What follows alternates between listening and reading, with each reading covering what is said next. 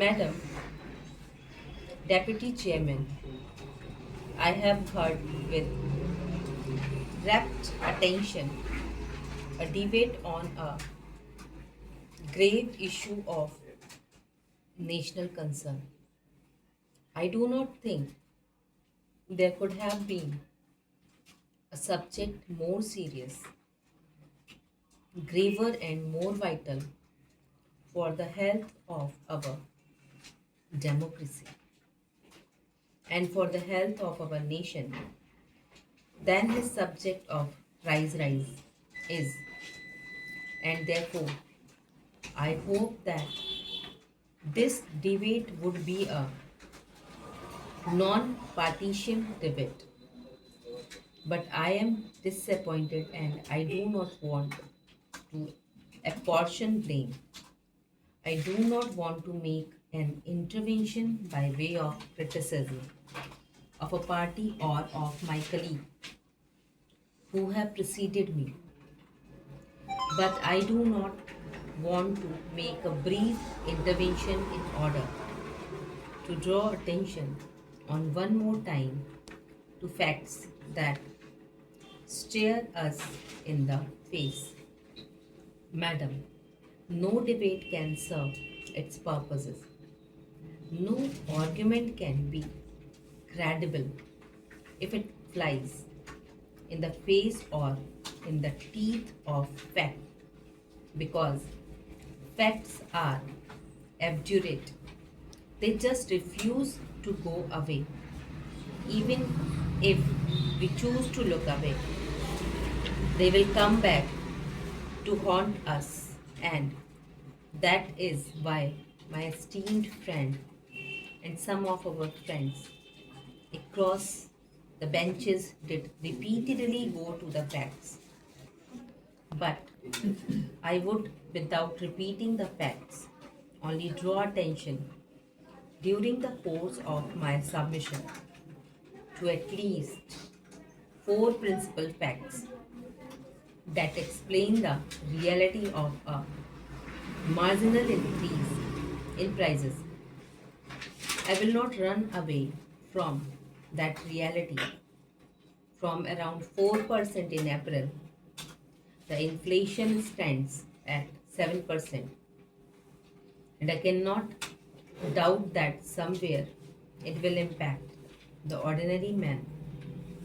But I do make bold to state that this government can certainly not be faulted either in its exertion or in its intent.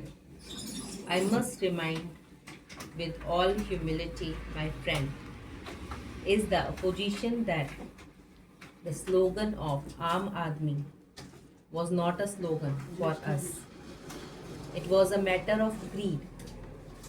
It was a matter of conviction, and this government came to power by going to the court of the people with welfare of the common man as the soul of its campaign. It is as much this soul, the soul of this campaign, the character of this government that brought this government into power. Sir, we have taken steps, remedial steps, and urgent steps to absorb the shock or the impact on the rise in prices. But before I tell this House and share with this House the concrete steps that have been taken by this government to minimize the adverse impact of the price rise on the daily existence of the common man, I must draw attention to the inescapable reality which is reflected in these facts. Madam, it is by all accounts an imported inflation. I really must compliment our finance minister because I have always believed that the most difficult job in a country like India is the job of the finance minister, where you may do it is not enough, but realizing that the international scenario is leading to a situation where if the states were not to intervene effectively and purposely, there would be a much intense pain and pressure on the common man. What did we do?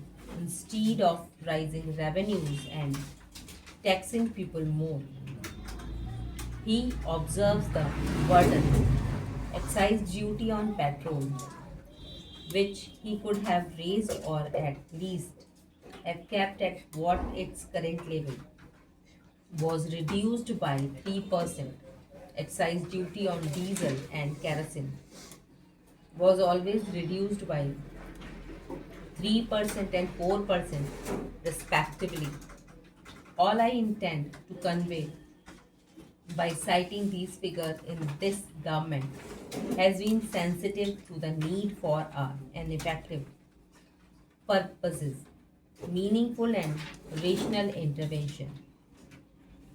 There could be an argument that something more could have been done. But then, madam, there is also a question of harmonizing the competing imperatives. My distinguished friend, the Minister of Petroleum, intervening in the debate on that point that the other day made a very forceful point, and he said the PSUs, the oil companies could perhaps have absorbed more. But then, what do we do with the counted viability of these institutions, which are in a way the security of our future? Energy security is as much a national imperative as food security, and there can be no compromise on fundamentals. Added to these, madam, is another reality, the reality of excess liquidity in the market. When there is too much liquidity, there is bound to be an inflationary spell. And that is exactly what had happened. Madam, with your leave, I would like to state only this, that the time for us to muddle through is over. We no longer have the luxury of political rhetoric. When it comes to sound economic fundamentals, we are not obvious. This government cannot be and is not oblivious to its primary responsibilities. The leader of UPA, Shrimati Sonia Gandhi, and the Honorable Prime Minister, the leader of the government, have repeatedly stated that the first charge on the resources is of the ordinary man.